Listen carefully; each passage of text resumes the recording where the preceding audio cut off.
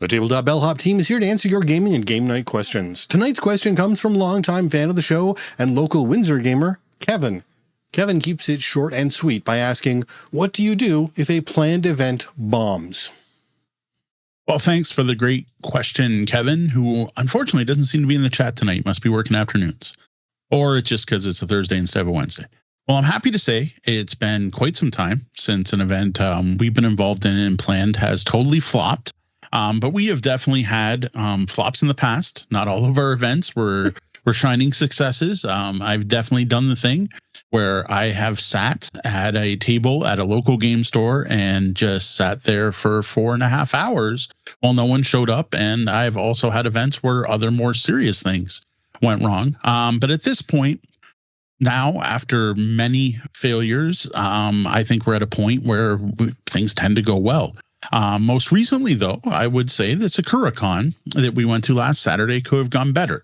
Now, I don't think it bombed, but I think I was hoping for more out of that event. So having run events here in Windsor, Ontario for 23 years now, ranging from public play game nights to organized play RPGA events to D&D nights, and pretty much everything in between, I do think we probably have some authority to be able to talk about this. And I want to talk about what to do, right? Like, what do you do if your event just bombs or doesn't work, or honestly is just not as good as you expected?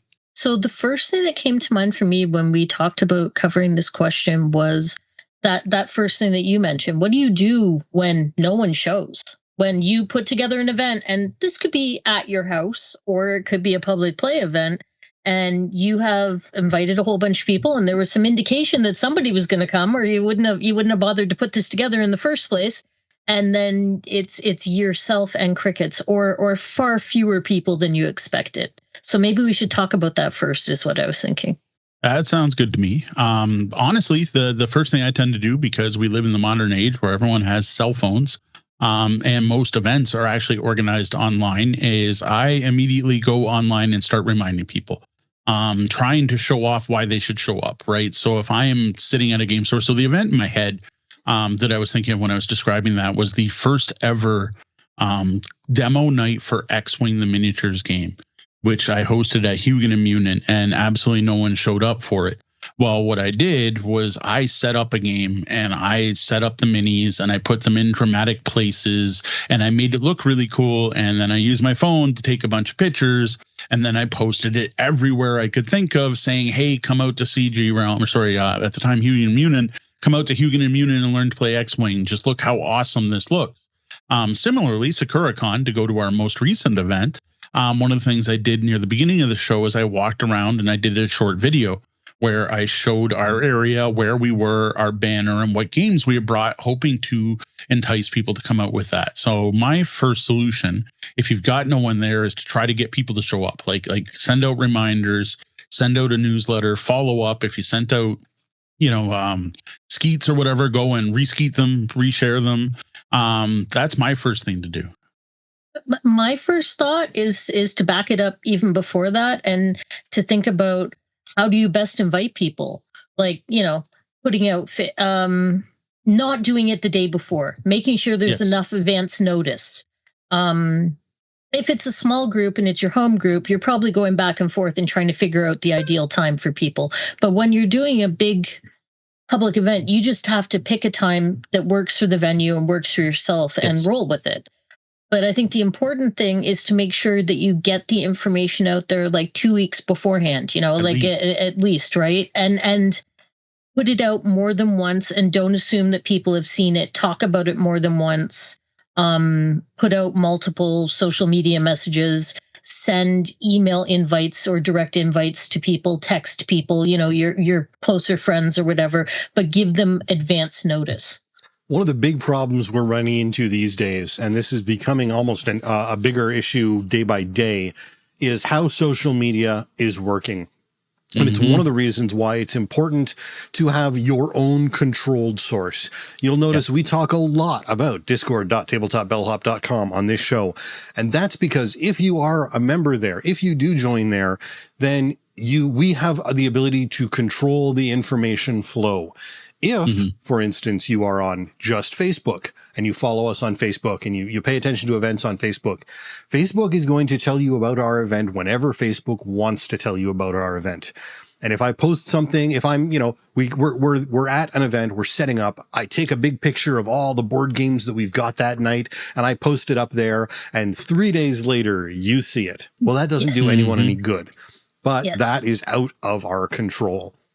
Similarly with Skeets and what other various social medias we have there are algorithms controlling that information flow.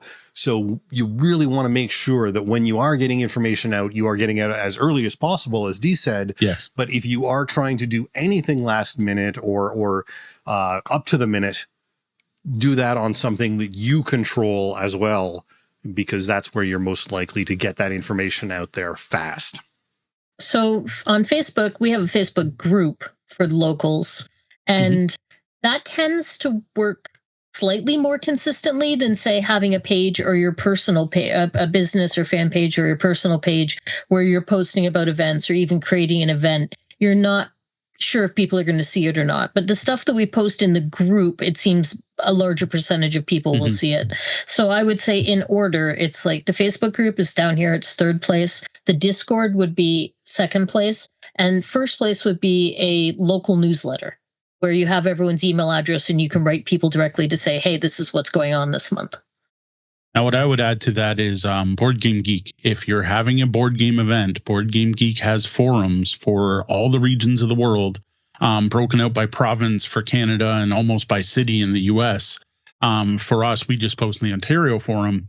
That's how I got people out in 2002, was the Board Game Geek forums. That's how I got our initial group to come out to a Knights of Columbus on Walker Road that's long closed. That's where I met people we still talk about these days, like Charles. So I still post our Walkerville events on Board Game Geek, though I sometimes forget. But somewhere like that is actually really good. Sean called out Discords. You have not only your own Discord, but other local ones is another good place to put out things. But I think we're going to have to move away from how to advertise your event, because I think that's a whole topic. Yeah, no, sorry, that's a total. I didn't want to dip into ads per se, and we are talking a bit much about how to. That's how to keep engaging people that you've already met and have already attended events, as opposed to maybe getting out new people. But yeah, I wanted to. I don't know. I thought that's an important part to touch on. That whole you put all this thought into it, and no one shows up. I mean, that's the biggest epic fail of all, as far as I feel. Now, as for when that's happening, another thing you can do to prevent it is bring people with you. Your free open board game night can be the chance for your regular game group to just play some games, which does two things. For one, you're not sitting there bored and frustrated and bummed out that no one's there. You at least get to entertain yourselves and have a good night and still play some games. More than that, that's what will attract walk-in traffic and strangers or people who just happen to be in the area. If you walk into Hugon and Munin when I'm sitting there with all these ships set up and looking depressed, you might walk by. But if you walk in and there's 4 of us all playing games of X-Wings and looks like we're having a great time, there's more chance those people are going to join in. So that's true for anything happening as a public event. Now, of course, for your own game group, that's a little different, unless you can guarantee someone's always there. But it's always good, like, bring someone with you so you have a set audience, right? Like, again, your close friends, your game group, whatever that happens to be, having at least them there can at least make it so that if no one else shows up, at least you guys get the game together. All right, I want to jump to the opposite end of the event. Like, we were talking about beforehand, how to make sure you talk it up beforehand and people hear about it in plenty of time and stuff. But what about, like, the post-mortem? You had an event and it didn't go well. The people that came out didn't have a good time for whatever reason, or people didn't show. What are you thinking about, and how are you breaking it down to make it better next time? Now, one of the things I think that's important, sort of in all segments of this, is to understand the expectations of the event, because what is a fail is determined by that.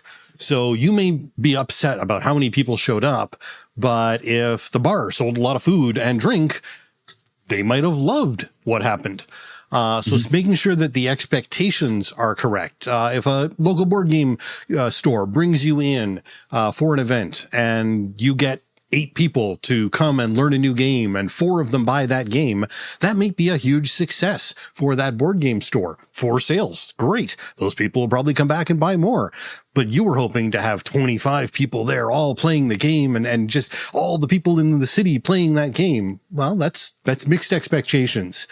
And making sure that you've got the right expectations for your event is really important to determine whether or not there has been a fail. I don't think low attendance numbers are the only way an evening can fail, though. Yeah, expectations are huge. I don't want to skip over what Deanna said there, though. Postmortem's important. Even better if you can do some kind of postmortem with the people who did attend, which moves to, obviously that doesn't work if no one showed up. But it might, because then maybe you can go back to that Facebook group and be like, hey, no one came out. Is there a reason you couldn't come out? Was everyone just busy? Was there something else going on? Was there something you didn't like about the event? But a lot of it is just self-reflection. Sit down and think about it and take it seriously, and don't just be angry that your event failed, but look at why it failed. A big one for no one showing up is obviously you probably didn't promote it well, whether that's marketing or how you advertise the event. Or again, mismatched expectations on maybe the demand for whatever event you're having just doesn't exist. If I had suddenly put together an event happening in 2 weeks in Windsor for everyone to come out and play Auto Duel, I shouldn't be surprised if no one shows up, because Auto Duel is not a currently supported game. It's something that is a very niche, and even in our hobby, group of people who play. Now, similarly, if I put a group together and I want to play Car Wars, and I'm there with my cardboard counters and my range rulers, and people show up expecting the new 6th edition, there's going to be a totally different reason your event flopped. And your postmortem there should be, hey, obviously the people who did show up were expecting something totally different than what I was providing, or what I'm providing, there's not enough people interested in for this to be like a set event. Maybe it needs to be something smaller, more niche. Maybe I just need to find that group of 4 people and play in someone's basement or game room. And one of the things I think we've found doing sort of our own little postmortems for not failures, but for every event we do at Walkerville, is going over the game selection that we've brought, talking about the menu and how to better suit the needs of the people who are showing up. And we bring a wide selection, as anyone who knows brings, but there are definitely certain games and certain types of games that tend to go out more often, and it changes, so it's hard. It's never there's never one answer to fix it, and we can never sort of hone in on the perfect menu.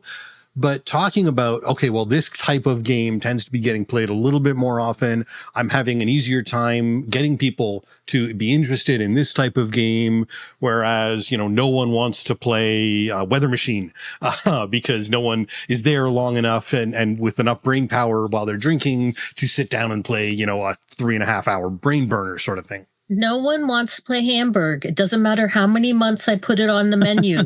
Yeah, and actually something we could do a little bit better, and something I strongly recommend anyone who's hosting an event does, is keep an actual list of what got played. Like, we have menus, and we've talked about it, and we've said we should be doing this, is walking around during the event, or like Sean just taking a list and a copy of the menu, and every time a game comes out, putting a tick mark next to it, so we can really see. So it's not a matter of us sitting there at the end of the night, or often a couple days later when we're together for breakfast going, all right, yeah, this got played. I didn't see anyone take this out. Like, then you'd have hard data. And that's just a strong recommendation for anyone hosting events to avoid failure, is track data. Track how many people are showing up. See who are the repeat customers, who keeps coming back. Are you getting new people? Are you not getting new people? The new people, here's a great one. This gets to expectations.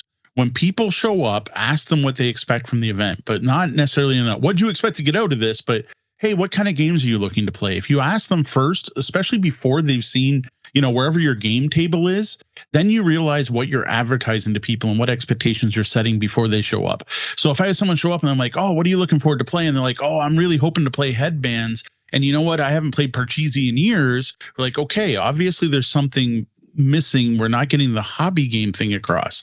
We're getting the try new games, but we're obviously advertising that badly. And that's something we've actually struggled with Walkerville, because we do get a wide range of people. And I find the people who are coming in that are expecting more casual games tend to be the ones that saw the flyer somewhere else. They're not people who are in our Facebook group. They're not on our Discord. They don't listen to the podcast. They just heard there's a cool board game thing going on at a brewery and a board game, and sitting and playing board games while drinking sounds fun. So we need to try to focus that. And when we first got our original flyers, it just had a bunch of dice and pawns on it. And I asked Walkerville if they could redesign it to at least add some hobby gaming. Now, all they added was Catan and Magic, but at least that's closer. I really should sit down with them again and say, hey, here's some, I don't know, modern meeple or something that looks a little more modern gaming to throw on there, because we've already been told by a couple people that our event looked like it's hosted in the year 2000 because of the games that are shown. and nothing against Magic, but it's not really a night to come out and play Magic, and we're not providing Magic decks. So it's kind of weird to have that on the flyer. No, we did have groups come out and play Magic at first, and I think it's when the flyer was there and people were bringing their decks and playing. But I think those people have better places to go play Magic, because those same people are still coming out, but they're playing other games. And that particular group actually really loves card games. So they're enjoying Cadaver, and they're enjoying Psychobabble, and they're enjoying other card games we have, Cookie Crown. I noticed they're no longer bringing their Magic decks. Now, I think one thing to help guide you on this whole path to again, figuring out whether it's a fail or not, or dealing with things that are fail, is knowing what the goal of the event is. And this goes back to, and this is something you can take up in the post-mortem, but you really need to sort of have a guiding focus. Why are you doing the event? Sure, you want to play board games. Well, that's part of it. Except if you're doing this at a business, why is that business having you in there? What are their reasons for bringing you in there? If you're doing it at a local board game store, they probably want to sell a couple of board games, or at the very least, make sure that people are now familiar with the store who hadn't been before. If you are at a restaurant, they're going to want to sell food or sell product, some food, drink, whatever. They want to make money. You are there to get people to sell the product of the place you're in, generally speaking. But even if it's a home game night, you need to know, is your real goal, I just want to play some darn games and I want to play as many games as possible? Or is your goal more about the socialization and getting together with your friends? What does a successful game night look like to you, right? So I think in particular, Kevin's looking for actual more events. To me, that doesn't mean game night. And plus, we've already covered what to do with a game night failure on a previous episode. I'll throw a link. I don't have the number right there. It's true. In the question, he said events. Game specifically events. Right? So I think we're talking about events. So we've talked about not enough people showing up. And what I'd like to do is move on to some other type of failure. Another one would be no one's playing the games. So you've got the games and no one's socializing, and they're just sitting there and they're not sure what to do. Now, again, part of this is expectation setting. People sometimes show up, especially when you're at a restaurant, and especially when you provide something like a board game menu and expect to be served. They expect people to be waiters and waitresses. This is something we've learned over within the last 2 years. So what do you do to get people gaming? And the most important thing is have someone there that knows the games.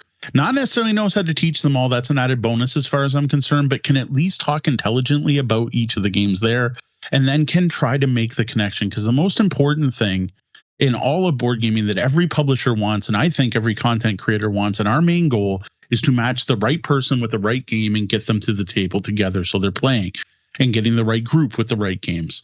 And having someone that can do that is huge. That is massive.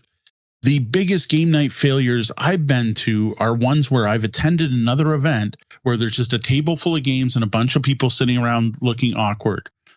Someone needs to be a host. You need to have someone there to manage the event, someone that can recommend games and then put people together, get people together, be like, okay, that's a 3-player game. We need 3 more people. Let's find those other players. Whether that's a shout across the room looking for 3, whether it's the holding the game above your head or some of the con tips we had previous episodes, or if it's going table by table and just going, hey, we're about to start up a 3-player game of this. You look like you want to play something. Do you want to play? You need a host. Game night events, and any successful game night event is going to need someone to play host. So even when we have a successful event, I find sometimes, I'm assuming the rest is happening to the rest of you, not just me.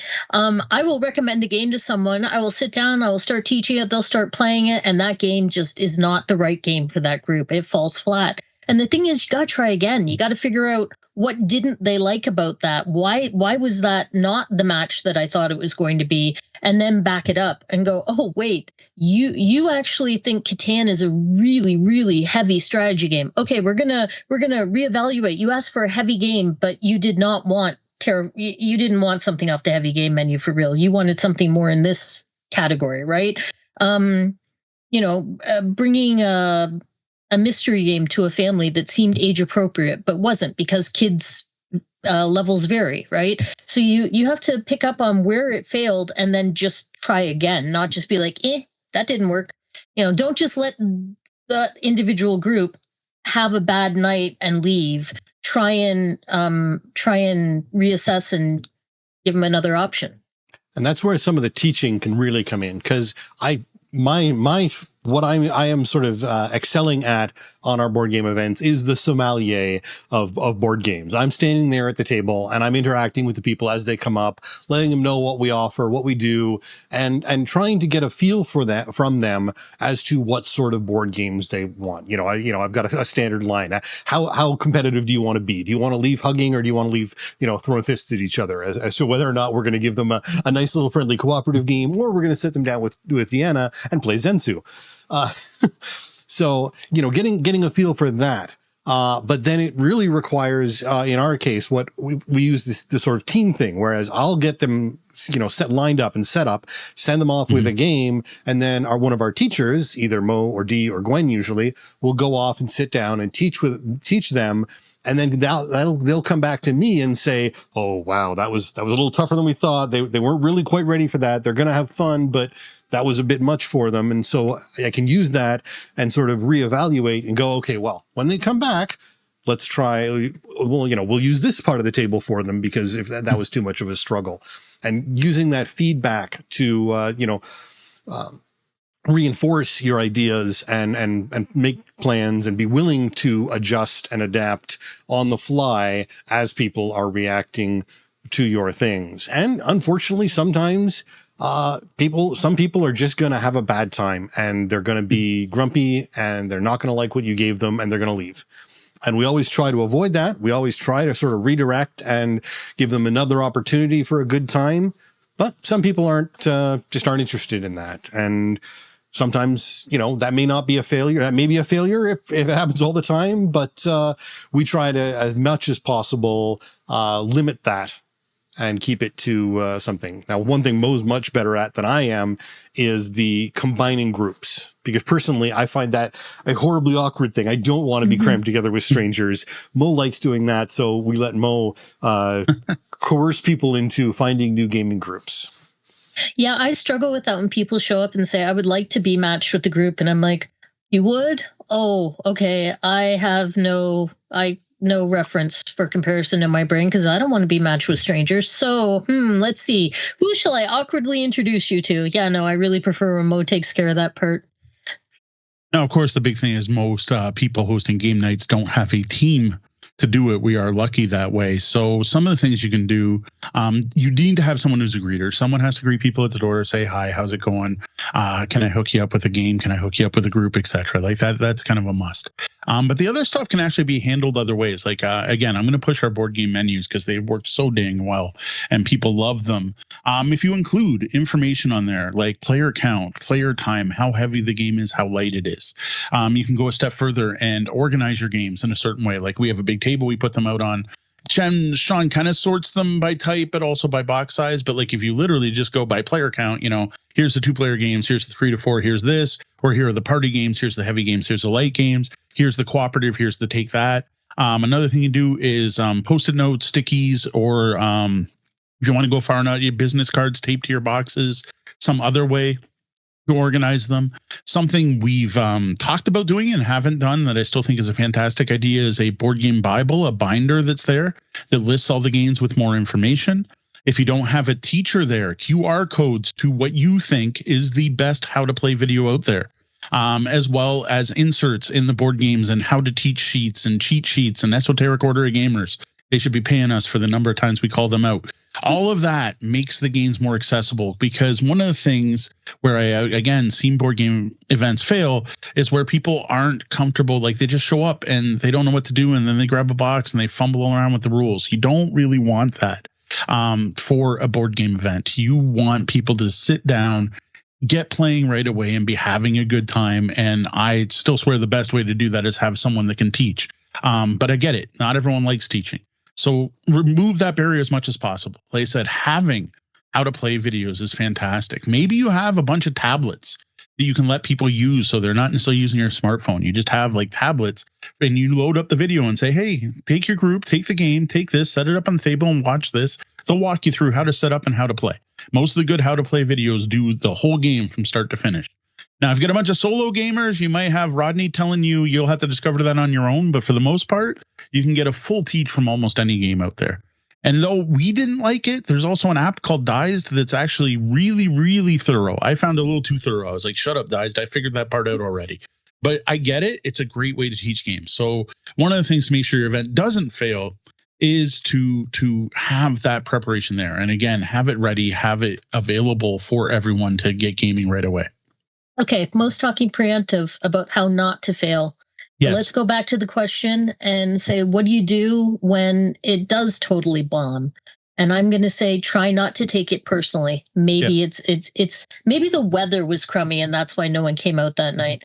Maybe no matter what you did, that one group was going to have a lousy time because there's some group dynamics going on there, or they came in a bad mood. You know, like it's try to not take it as your own personal defeat and just brush it off and try again next time. Yeah, this is one of those things where there's a lot of things, no matter how much you plan, no matter how much effort you put into it, there are things that are outside of your control. The weather being a huge one, whether or not somebody else is throwing some giant, massive party one block over that you didn't know about, but everyone you know who games would rather be at that one because it's a once in a lifetime opportunity. You can't allow for that. You know, Critical Role is all of a sudden, you know, live streaming in your neighborhood that night. Gamers are going to go to that. Your event isn't going to turn out the way you've wanted. You can't allow for that, but you can pay attention and learn. Oh, this is what happened. Oh, look, Critical Role was recording in the, theater down the street. Well, no wonder nobody showed up. I wish I'd known. I would have canceled the event and gone to that.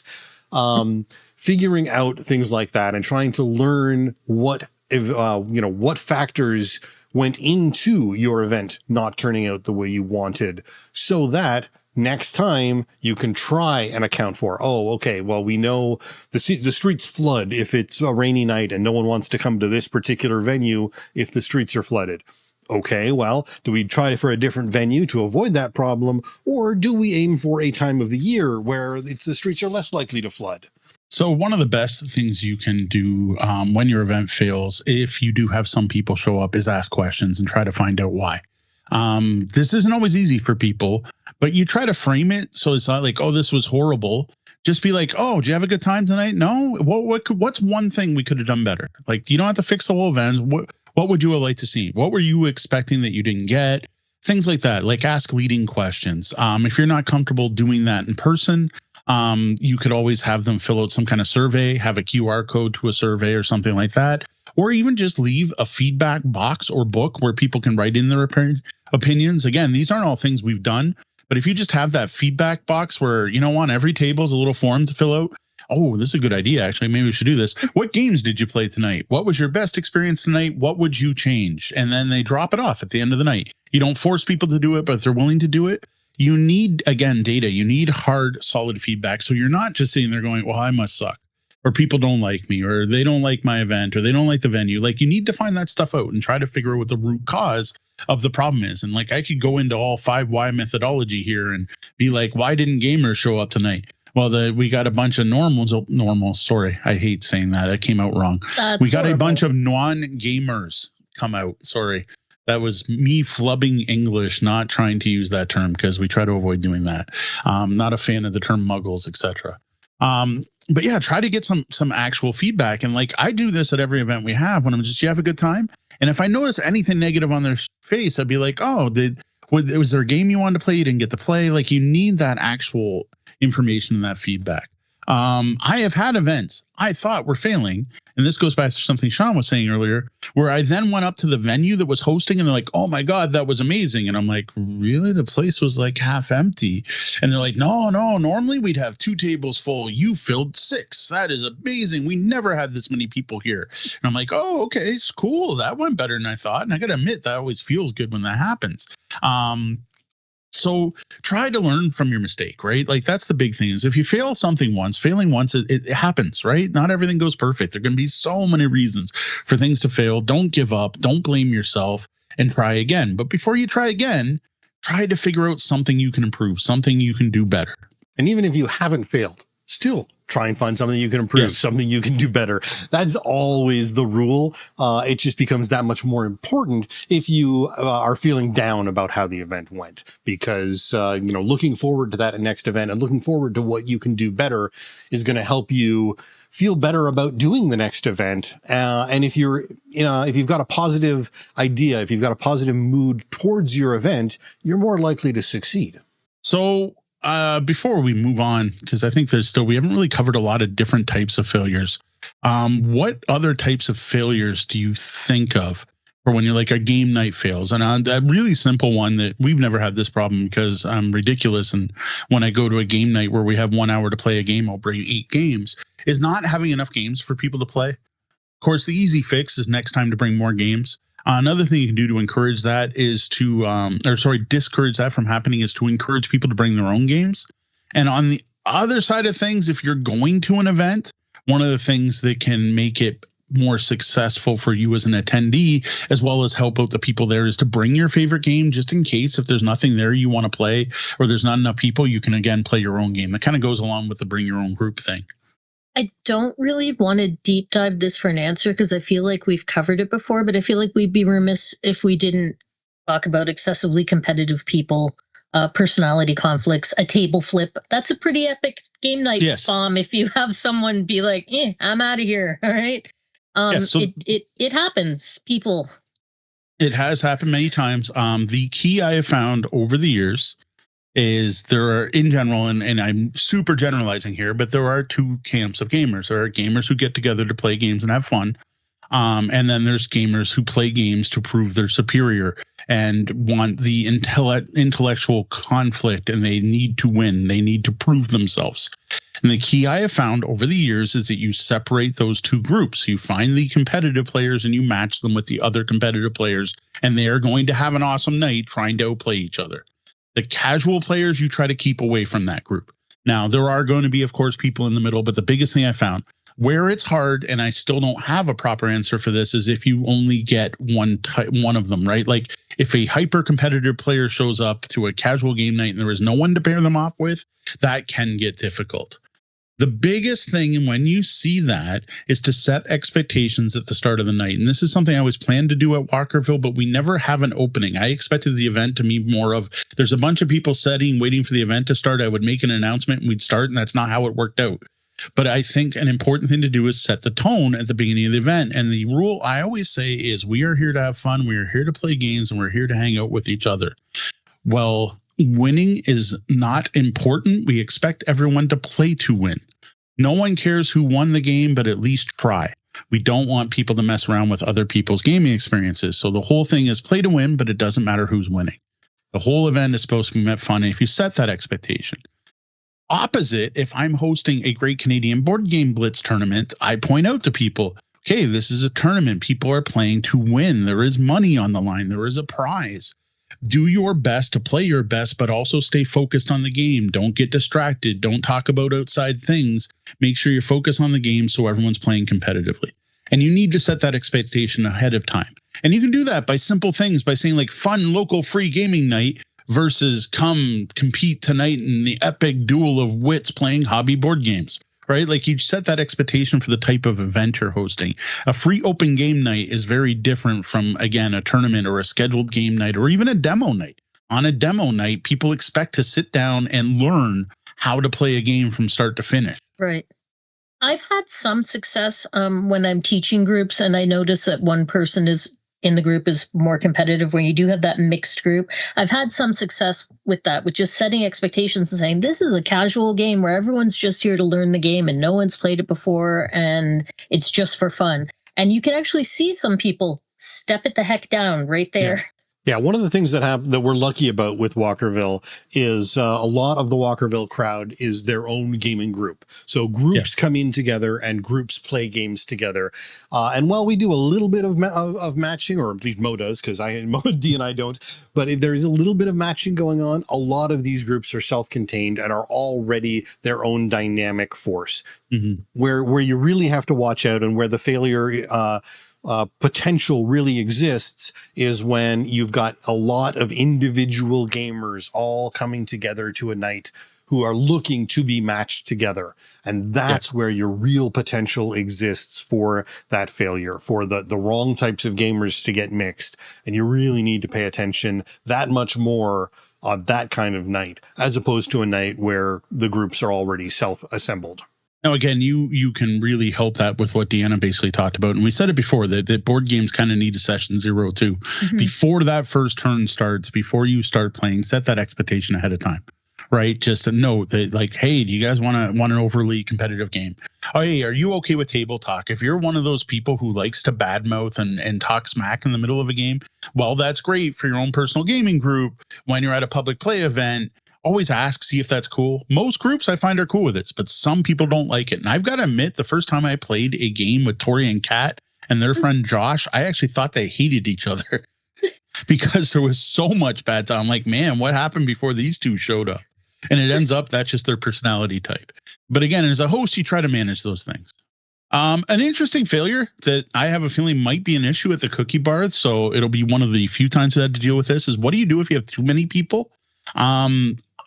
I have a couple ideas for this, but I don't know exactly what we'll go for. One of them is, if you are an event organizer, this might be a good chance to charge for your event. If it's that popular, you're getting that many people out, you want to get people who are committed and actually want to come. Maybe you charge a small fee to attend, which will weed some people out and get the more serious people in.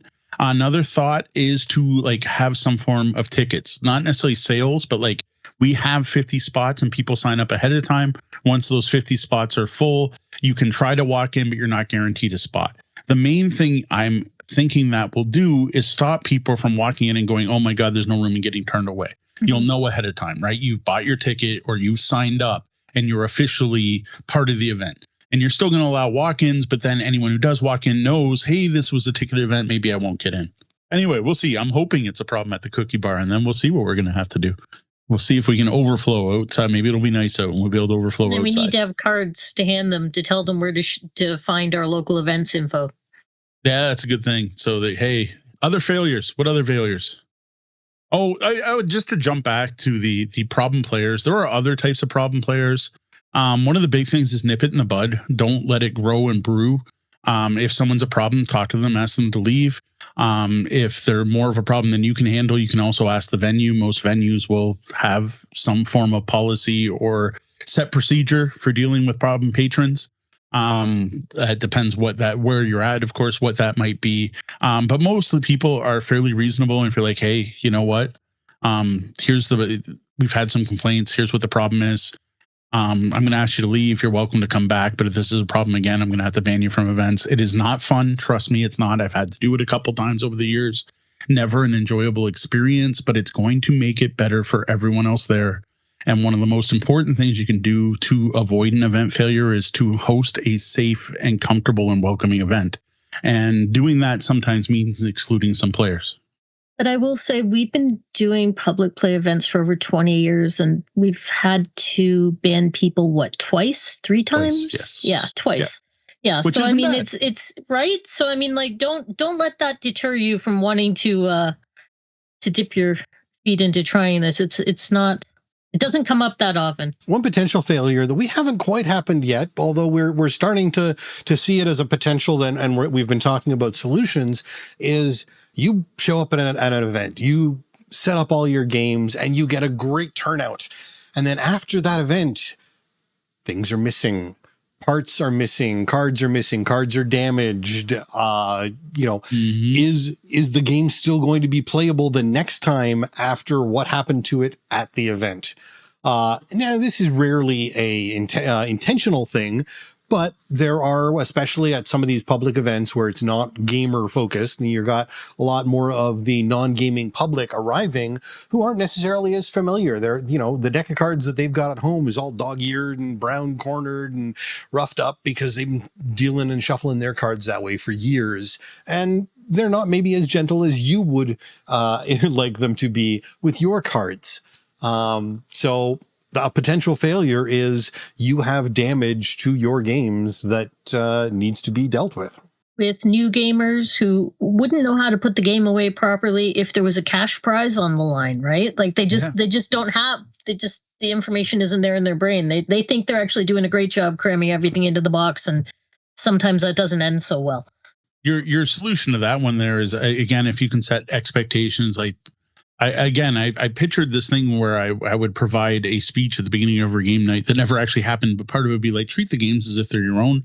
One of the things we're leaning towards doing is asking people not to clean up games and letting one of us take care of it.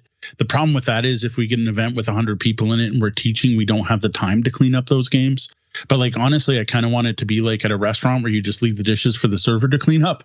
We'll come by, we'll clean up the game ourselves to make sure, and we'll do a piece count at that time. Again, I don't think it's malicious. The other thing, though, is there's a very strong attitude for people who grew up playing board games that board games cost $10 to $15 each and aren't worth the cardboard they're printed on. There's not a lot of money. And they're just like, well, just go buy another copy. And I'm like, oh, I'm sorry, that's $180 game there that you spent the card on, right? Yeah. And there is that attitude. So I think that's part of, again, it's setting expectations, letting people know, like, maybe if it's your $180 game, when you're setting it up, make sure people know, like, hey, this is a pretty expensive hobby game that I can't replace because it was a Kickstarter and they're not doing another printing. Can you just be a little more careful? And I prefer if you don't eat while playing this one. The other thing you can do, which again, we're not great at because I hate the extra work involved, is protect your games. You can varnish your boards, you can sleeve your cards, you can coin capsule your components, and all of that fun stuff. So that's all the proactive stuff. Like, though, again, we're kind of getting more into how to stop from having a game night failure into what to do if you have one. But if you get a damaged component, it sucks. Don't, unless someone is extremely malicious to one of your games, do not expect someone to pay for ruining your game. I don't think that's a reasonable expectation at a public play event. Now, if you're playing with your friends and one of your friends like sits on the box, and then maybe you're, depending on your group dynamic, it's now, hey, here's your copy of the game. You can buy me a new one. But that's group dynamics. At a public play event, I don't think you can expect that. And that's one of the reasons we do charge to host public play events, is because we know there's going to be wear and tear on our games, and we may have to replace copies now and then. I was really close to replacing our copy of the Deadlies, but unfortunately it seemed to be out of print. So instead, I actually sat here with a damp cloth and a towel and washed every card down and then sleeved them all because that copy was looking a little ratty. Now it looks great, but it was looking a little ratty. So Charlie Brown mentions when you've got too many people playing a game, especially if they're not all experienced with the game, that can be a fail for that group. You can have people coming out with a really bad experience and unhappy about the gaming experience they've just had if you haven't, made sure that the right people in there playing the right game and with the right knowledge level. So one of the fixes I have for that one is don't necessarily on your menu or when recommending the games, go with the numbers on the box, go with the numbers work. Many games on our menu do not list the full player count or say 3 or more players, even though technically you can play them 1 or 2, but we know they're not fun with 1 or 2. If I brought Oros out to Walkerville, I would put that it's a 4-player game, for example. So that is one small thing you can do. The other thing too is, again, is if you're the host and you notice this, remind people they don't have to finish games. Like we haven't probably mentioned that tip in 2025, but there is no obligation to finish a game you started except for the social contract you have with the people you sat down with. And if those people are willing to break that contract to restart a game, please do. Like, if you're not having fun, stop and go grab something else from the table. We'd rather you're having fun. Or restart the game that you're already playing now that everyone gets it. If something went wrong, yeah. All right, other failures. Can we think of any other failures? Because otherwise I want to flip things around for a little bit, and I think we can wrap this up. I've asked our chat room. They didn't have any new failures. Like, I know there's other ways nights fail, and most of it is be prepared. So I'm going to switch this around. If anyone else does think of a failure they'd like us to talk about, I want to flip this around because I want to change this to the other side, because just kind of like the D&D group that expects the DM to do all the work, that's not really a fair thing. And it's really not cool. And it's the same thing with a board game night. It's not 100% on the host to entertain everyone and to make the event awesome. That's also on the people attending the event. There are, again, the social contract, what's expected of you. One of them being, which we just talked about, take care of the games. Take care of the games as if they're your own. Treat them with respect. Do not toss them as something thrown away. But there's more than that. For example, don't just sit there by yourself in a corner. Be proactive. Yes, we get it. Many gamers have social anxieties. Gaming is a social lubricant. Gaming is what makes social interaction feasible and possible for many people.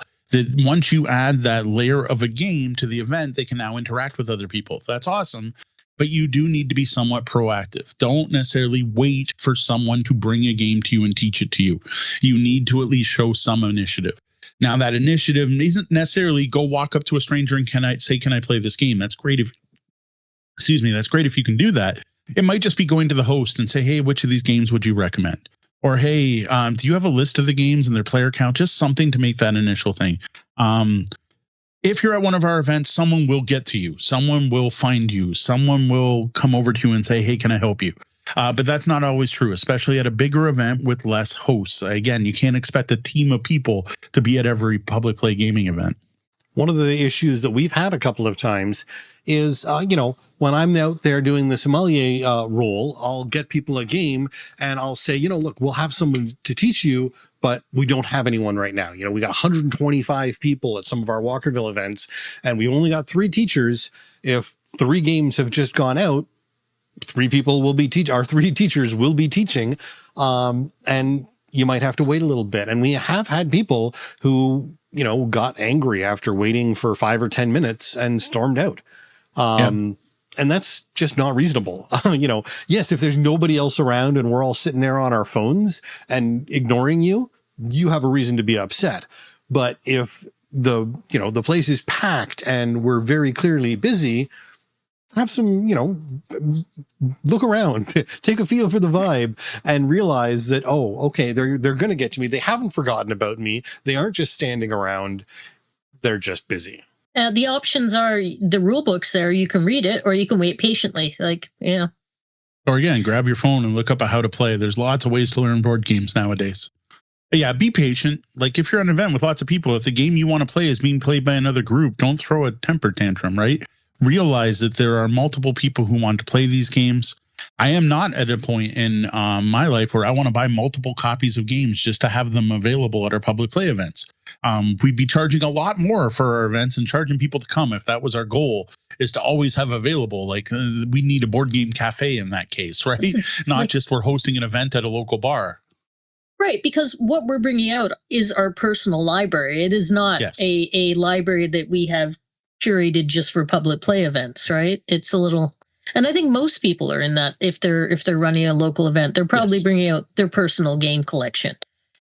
Heck, even when we go to Breakout Con and Tabs, the huge board gaming community in Toronto shows up, they still only have 1 copy of each game. So yes, have patience. That's a big thing you can do. I already recommended a couple of these, but like bring a group. Don't just show up on your own if you can, just in case, right? Like if the events can be full, like anyone who's seen our Walkerville events, like we've been hosting them for a year now, you're fine to show up on your own. You'll find people to play with. We'll find you people to play with. You're all good. But if you're going to a game night for the first time, bring a friend. So at least, bring a friend and a copy of Star Realms. That way, just in case it's not quite what you expected, you can still entertain yourselves. Read the information. Know the event you're going to. Look at the publications. Now, if it's like all you saw was the ad on the back of the stall in the washroom, you may not get a full set of details. But if there's a link, go to the link and look up so that when you do get there, you do have the right expectations going in. Most events have a description. Like you see the event on Facebook. We use Facebook groups, right? And you get the picture and it says the event, the date, and I can click going. Well, there's also a thing where you can read all about the event. And I realize some event organizers don't fill them out. Ours are pretty detailed, right? Do that research so you know what to expect before you walk in the door and not just be like, board game night, I'm going.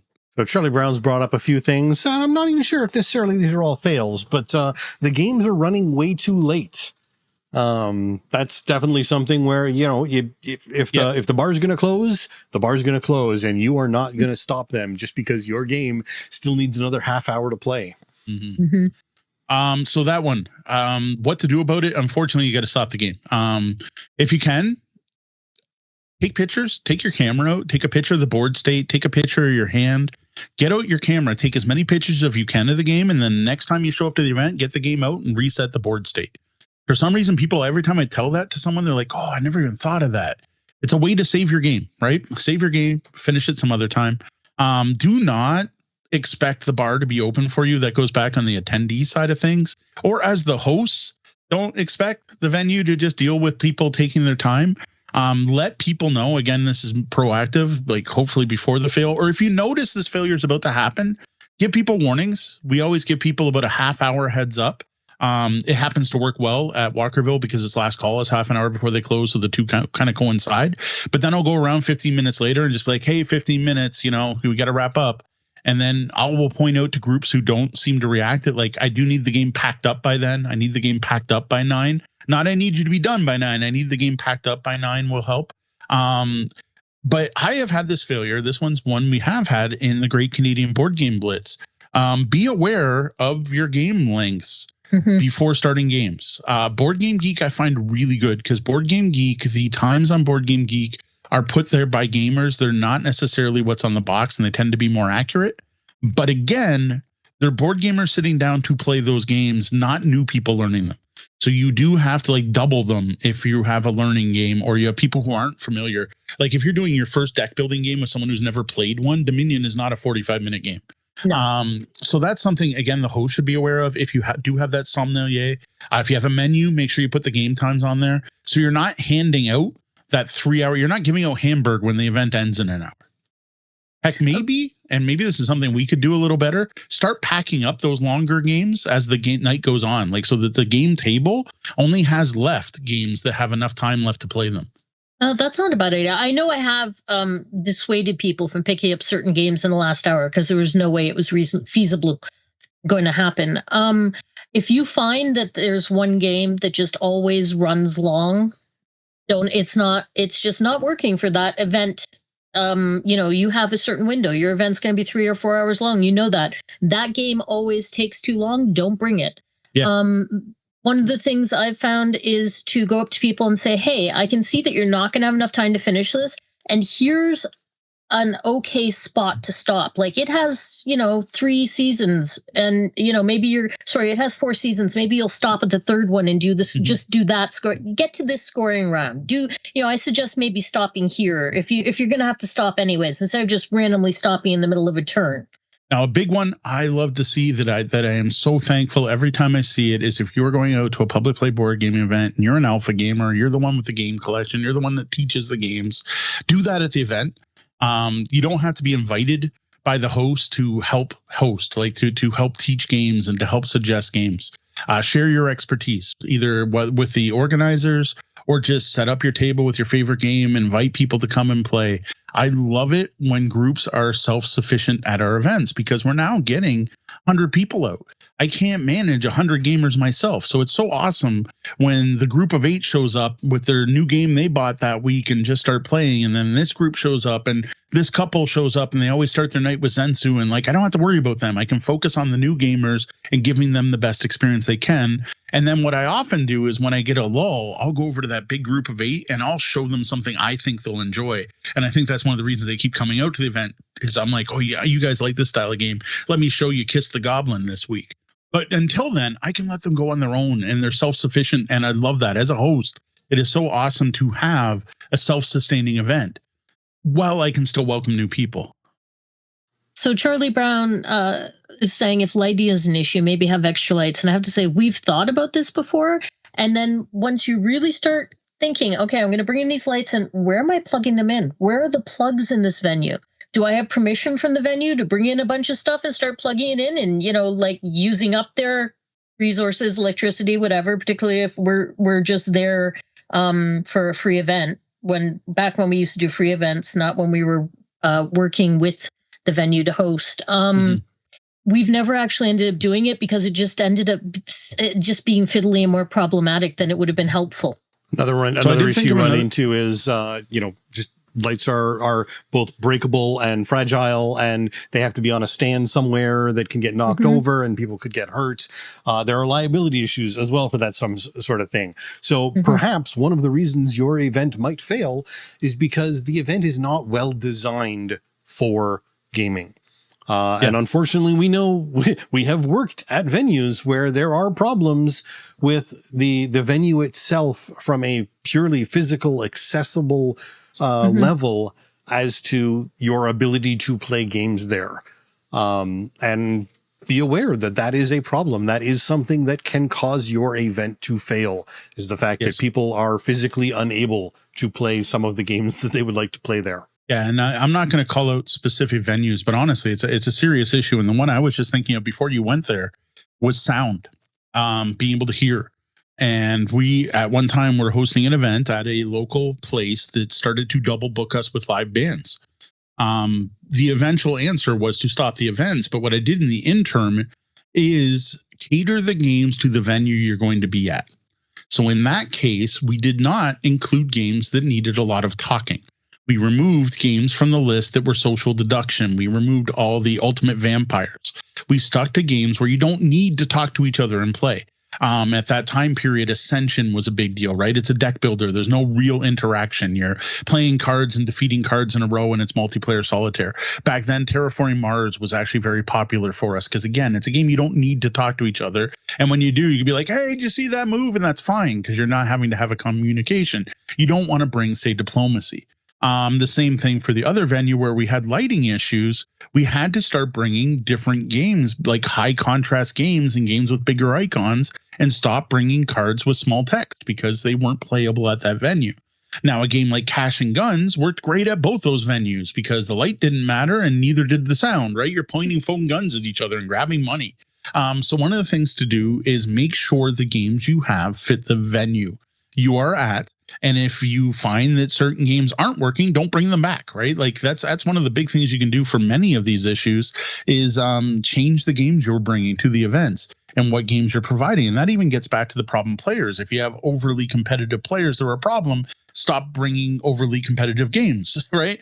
Switch to the lighter stuff, or the opposite, or provide them, bring the Steffenfelds and bring the food chain magnets to keep that group happy, whatever the case may be. Be flexible and learn and do that post-mortem. Figure it out afterwards and think about how you could do better. Now, Charlie Brown brings up another one here, and I'm not going to say I'm not really going to agree with him on this one. Food is going to be eaten. Make sure there is enough food. This is something that's generally out of the hands of whoever's organizing the event. Most often, there will be people organizing the board game event at a venue that is handling food and drink and stuff like that.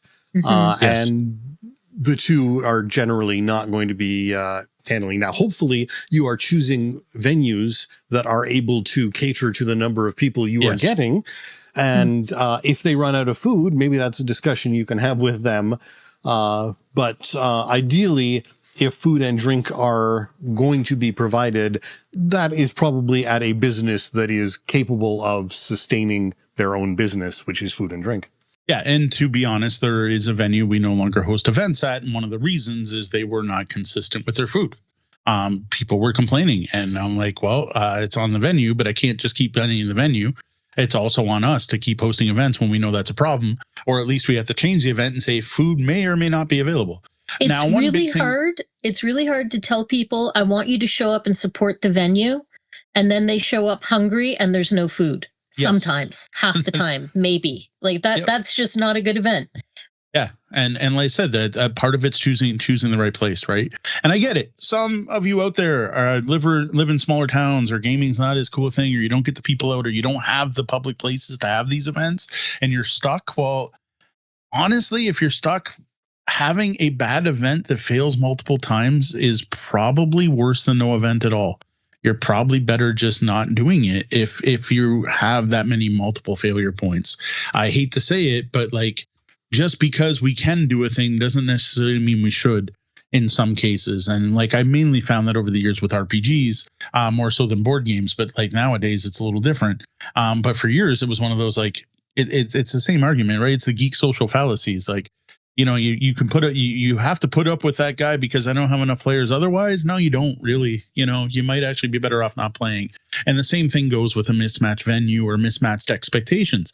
If you keep getting people coming out to your events that are ruining your games and just don't take anything seriously, maybe you are hosting the wrong type of event for those people. All right. I think that pretty much covers our thoughts on this. The big thing, and I hate saying it because I feel like I'm sitting in a business meeting, but it's be proactive, plan ahead, set expectations. It's all the stuff we say. We've been doing this podcast for 6 years now, and we say the same thing all the time. It's all about setting expectations and then meeting those expectations. It really is. Make sure you're advertising. Make sure people know about your event. But the thing is, when things do go wrong, don't take it personally. Sit down and figure out what went wrong. What was wrong? Was it a missed expectation? Was it the wrong games? Was it the wrong crowd? Was it the wrong place? Was it the wrong time? Was it anything that you can even control? And especially if you can't control it, definitely don't take it seriously. Just slush it off. The next thing is just don't give up. Learn from every event you host, whether it fails or not. You'll probably learn more from the failures, but we learn just as much at a great event. What did we do this week that it went so much better? What did we do right? Don't be discouraged. Gaming events are awesome. Having people out, the goal of all of us is to get people together at the table together playing games. If we get that to happen, it's never a complete failure. Now, not every gaming event is going to go perfectly. The key is not to let that ruin the fun of gaming for you and everyone else in the community. Learn from your mistakes. Do something to improve it so they don't happen again. Consider every event like a new round. Build on what you have and try to do even better. Now, what I want for those of you listening and watching this are any tips you may have for dealing with game event failures. Or better yet, how about things you do to make sure your events don't fail? What is things we could be doing more of? Let us know in the comments. Fire off an email to Mo or Deanna at tabletopbellhop.com. Hit us up on social media, or we keep posting it. Start a thread on our Discord. And if you do want to hear about local Windsor, Ontario, Windsor, Detroit events, our Discord is the place to be. If you're still on Facebook, there's a group called the Windsor Gaming Resource. And then we can also point you to other Discords if you're looking for, say, specifically story games, if you're looking for miniature wargaming, we can hook you up. But the main place to start, honestly, like our Discord, go there, start a thread, check out the local events section. There's also a page I made relatively recently on the blog. If you go to tabletopbellhop.com/local, that'll give you the calendar of local events.